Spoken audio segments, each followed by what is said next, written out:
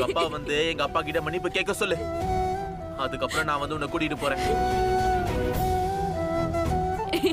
என்னத்தான் இப்படி எல்லாம் பேசுறிய?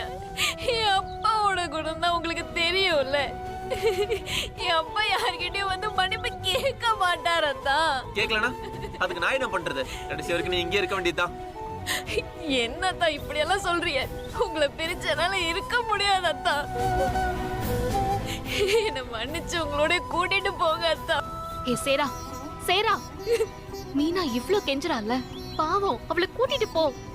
இல்ல சக்தி, என்னால இவளை இப்ப கூட்டிட்டு போக முடியாது. இவ அப்பா பேசின வார்த்தையெல்லாம் இன்னும் என் காதுல கேட்டுட்டு தான் இருக்கு. அவர் வந்து முறையா மன்னிப்பு கேட்டாதான் என் கோபம் குறையும்.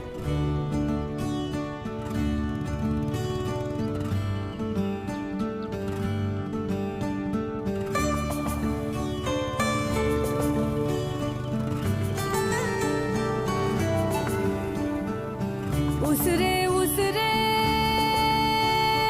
நாதானே முழுசா உடஞ்சே போனேனே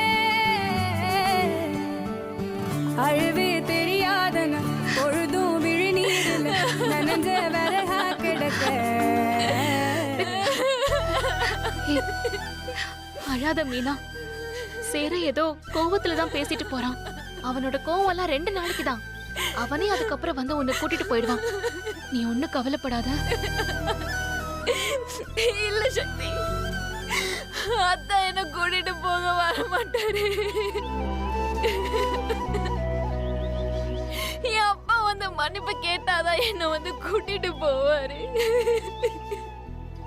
என் அப்பா கண்டிப்பா மாமா கிட்ட மன்னிப்பு கேட்கவே மாட்டாரு. அவ்வளவுதான் என் வாழ்க்கை. நானும் அத்தானும் இனிமே பிரிஞ்சுதான் இருக்க போறோம்.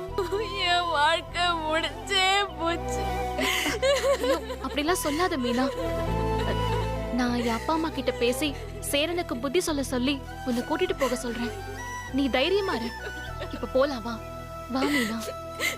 யோ வா மீனா, போலாம் வா. தெரியாதன பொழுதும் விழிநீரில் நனைஞ்ச வரஹா கிடக்க.